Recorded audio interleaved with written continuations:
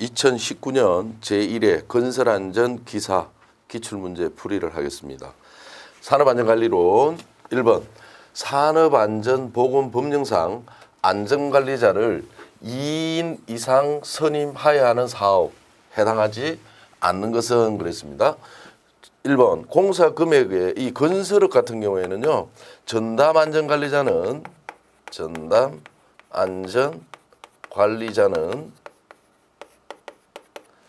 건축은 120억, 토목은 150억 이상이면 전담안전관리자를 둬야 되고요.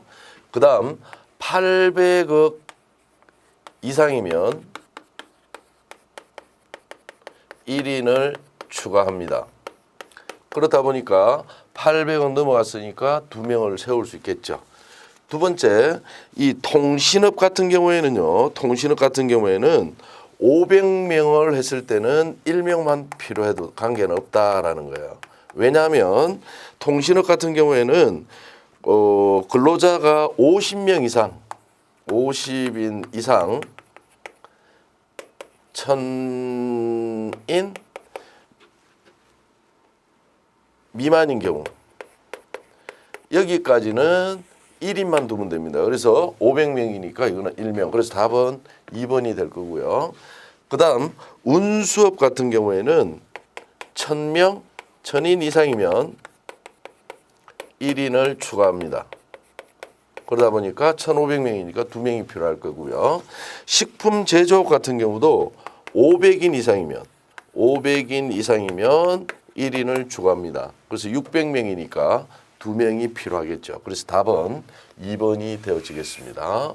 다음 2번 보호구와 안전인정 고시에 따른 안전하의 종류에 해당하지 않는 것은 이 경화 안전하라는 아예 이런 안전하의 종류는 없어요. 그래서 발등 보호 안전화, 정전기 대전 방조 안전화, 고무제 안전화, 외 가죽재 안전화 등이다라고 되져야 됩니다. 그래서 답은 1번이 되겠습니다. 다음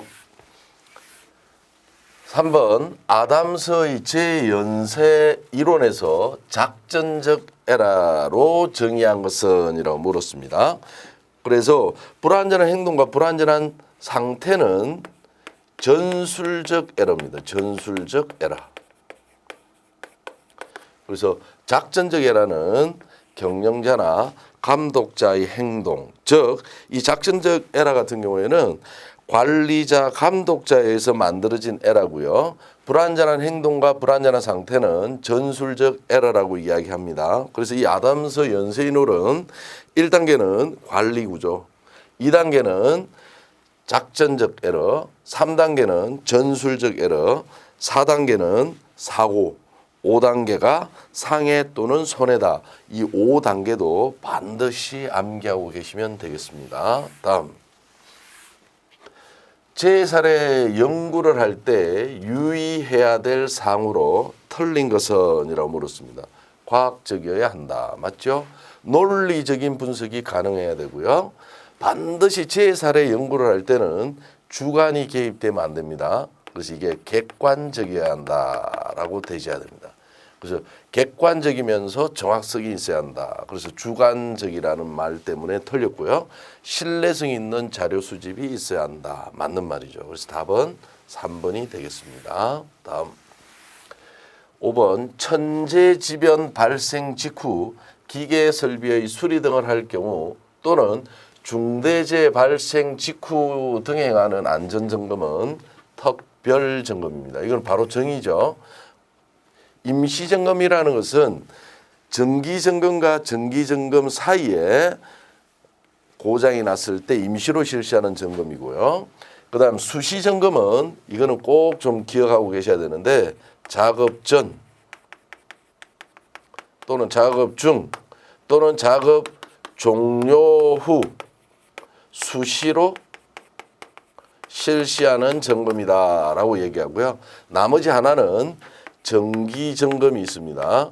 이 정기점검이라는 것은 일정한 기간을 정해놓고 뭐 매주, 매월, 매분기, 뭐 반기, 1년 이런 정해진 기간을 정해놓고 정해진 기간이 도래되었을 때 실시하는 점검이 정기점검이다라고 보시면 되겠습니다. 그다음 이 특별점검이라는 것은 천재지변 직후에 또는 중대재해 발생 직후에 또는 안전 강조 기간 또는 방화 주간 이런 내에 실시하는 점검도 특별 점검이다 정도 알고 계시면 되겠네요. 그래서 특정한 기간 내에 실시하는 점검이다. 그렇게 봐놔 주셔도 될 것 같아요. 자, 다음. 건설기술진흥법상 안전관리 계획을 수립해야 하는 건설공사에 해당하지 않는 것은 이라고 물었습니다.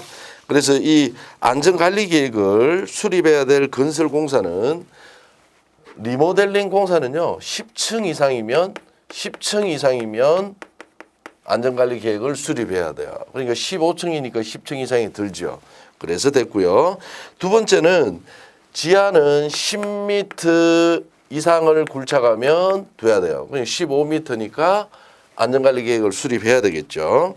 그다음에 세 번째는 항타기 또는 항발기를 사용하는 건설공사는 무조건 안전관리 계획을 수립해야 됩니다.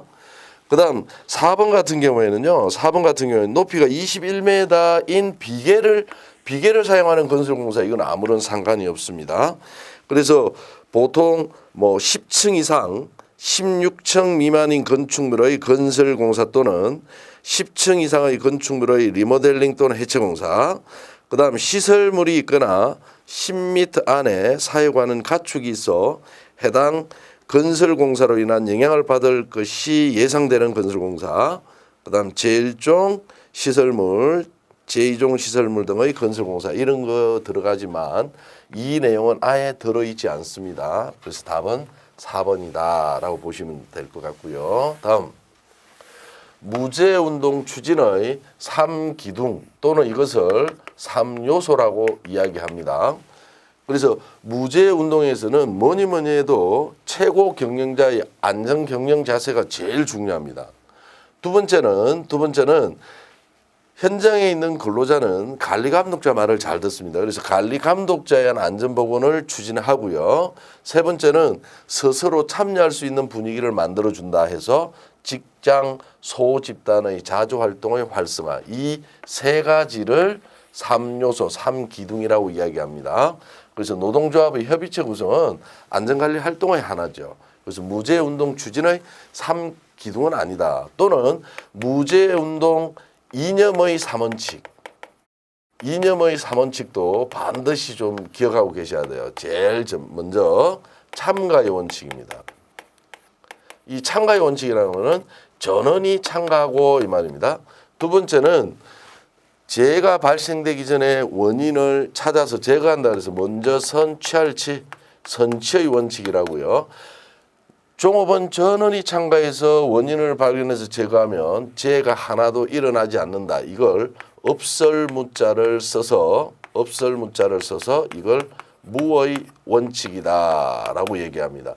이 세 가지도 반드시 암기하고 계시기 바랍니다. 다음 8번 상시 근로자 수가 100명인 사업장에서 1년간 6건의 재해로 인하여 10명의 부상자가 발생하였고 이로 인한 근로 손실 일수는 120일, 휴업 일수는 68일이었다. 강도율은 자 여기에서 여러분이 꼭 기억하셔야 될 게 강도율이라는 것은 연간 1000시간 작업할 때 재해로 인하여 입을 수 있는 근로 손실 일수입니다. 그래서 연근로 총 시간 수에서 위에는 근로 손실 일수가 들어가고요. 거기에 곱하기 10의 3승하면 되므로 연근로 총 시간 수는 100명의 근로자가 연간 290일이랍니다. 290일에 1일 9시간이니까 9를 하면 되겠죠. 그 다음에 이 근로손실 일수는 여기 주어진 거는 그대로 들어가지만 휴업 일수가 주어지면 보증을 해줘야 돼요. 그래서 68에 365분의 1년에 290일이 있으므로 290일 이렇게 보정이 들어가야 되죠. 그게 곱하기 10의 3승이다 라고 얘기하면 이걸 계산기로 두드리면 2번이 나옵니다. 자, 이 문제에서 도수율 구하는 것도 좀 정리를 하시면 좋겠네요. 도수율은 영글로 총시간 수분의 제건수 곱하기 10의 6승입니다. 그렇다 보니까 290 곱하기 9에 건수는 6건 곱하기 10의 6승 하면 도수율도 나올 수 있겠고요. 그 다음에 연천인율도 구할 수 있는 문제입니다. 그래서 연천인율은 영근로자 수분의 영근로자 수는 100명이고 제자 수 하니까 10명이고요. 그 다음에 곱하기 10의 3성. 그래서 이 문제는 강도율, 도수율, 연천인율도 다 구할 수 있는 문제가 되겠습니다. 대비하시면 좋겠네요. 다음 9번 재발생 원인의 연쇄 관계상 재발생 원인을 관리적인 면에서 분류하면 세 가지밖에 없어요. 이 관리적인 면의 분류에는 세 가지밖에 없습니다. 기술적 원인, 두 번째 교육적 원인, 세 번째 작업 관리상 원인.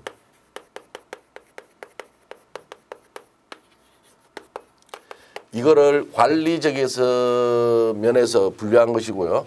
이거는 인적 원인은 직접 원인에 들어가죠.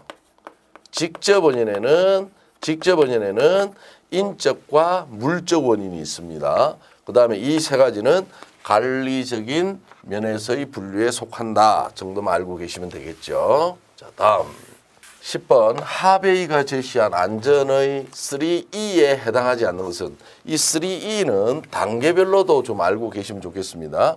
이게 1단계입니다. 에듀케이션, 교육이죠. 1단계. 일단 알아야 되겠죠. 알면 마음이 할 줄 모르는데 할 수 있도록 해주는 게 엔지니어링 2단계입니다. 기술. 알고 하다 보면 요령 생기니까 그걸 바로 잡아주는 게 3단계죠. 3단계. 규제. 그래서 이코노미 같은 경우에는 경제는 3E에 들지 않습니다. 그래서 답은 3번이다 라고 보시면 됩니다. 다음 11번 안전표지의 종류 중 금지 표지에 대한 설명으로 옳은 것은 이라고 물었습니다. 자, 이 금지 표시는 이런 형태로 그리는 거죠. 이걸 기본 모형이라는데 이 기본 모형은 빨간색으로 나타냅니다. 기본 모형은 빨간색이고 예를 들어서 이게 이제 그림을 그린다 또는 뭐 여기에 뭐 출입 금지 이런 글자를 적는다 할 때 그림이나 글자는 검은색으로 나타냅니다. 검은색. 그래서 기본 모형은 나머지 바탕색은 흰색입니다. 그래서 답은 4번이고요. 바탕이 노란색이고 기본 모양은 흰색이고 관련 보호 그림은 파란색 이런 거는 없어요. 바탕이 노란색이고 기본 모양과 관련 보호가 기본 모양은 흰색, 관련 보호 및 그림은 검은색 이런 것도 없고 바탕이 노란 거고 그림이 검은색은 경고입니다. 그 다음에 바탕이 흰색이고 기본 모양이 빨간색이고 관련 보호 및 그림은 파란색 이런 것도 없어요.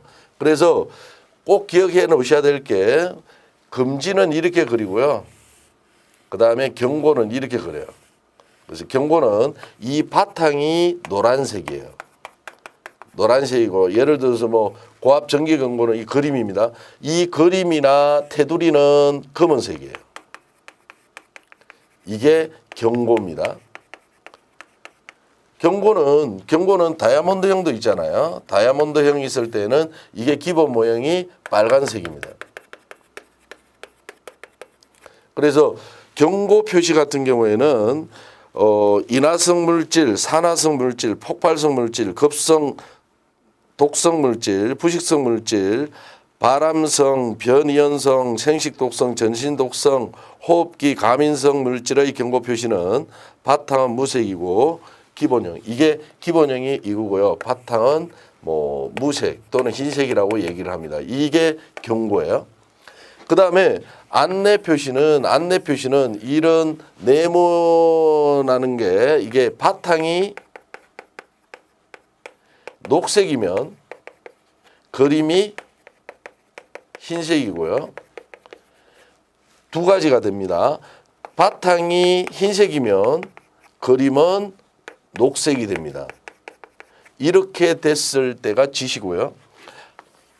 이렇게 됐을 때가 안내고요. 모양 사각형. 지시는 바탕이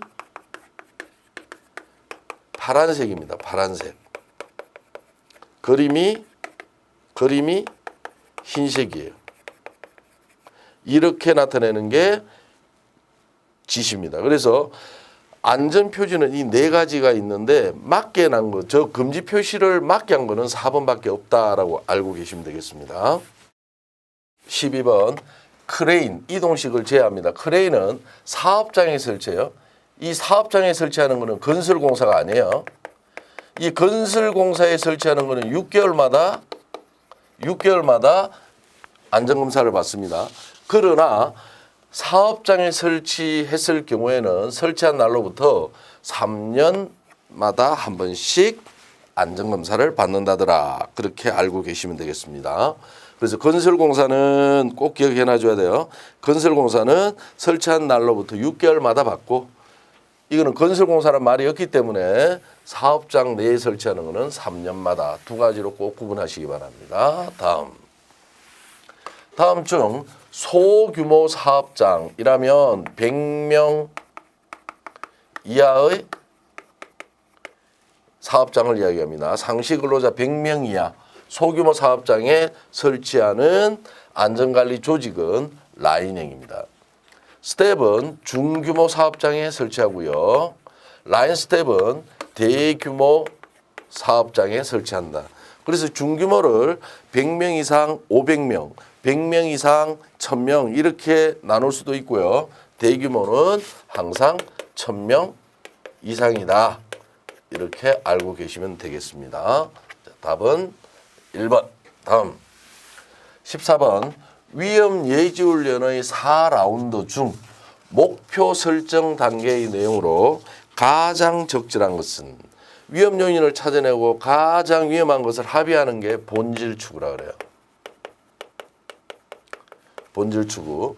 가장 우수한 대책에 대하여 합의하고 행동 계획을 결정하는 것. 이것이 바로 목표 설정이에요. 브레인스토밍을 실시하여 어떤 위험이 존재하는가를 파악하는 것이 현상 파악이에요. 가장 위험한 요인에 대하여 브레인스토밍 등을 통해서 대책을 세우는 것이 대책 수립이에요. 자, 여기서 제일 중요한 거는 위험 예지훈련의 단계도 알고 있어야 돼요. 이게 1단계, 2단계, 그 다음 3단계, 그 다음에 목표 설정이 4단계입니다.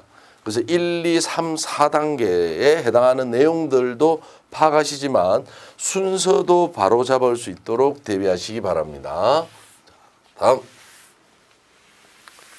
15번 사고 예방 대책 기본 원리 5단계 중 3단계 분석 평가에 대한 내용으로 옳은 것은 이라고 물었습니다. 자, 제일 먼저 이 위험 확인이라는 것은 사실의 발견 내용에 들어요. 사실의 발견 내용에 들고요. 현장 조사라는 게 분석 평가입니다. 사고 및 활동 기록 검토도 사실의 발견에 들어요. 기술의 개선 및 인사 조정은 시정책 선정에 듭니다.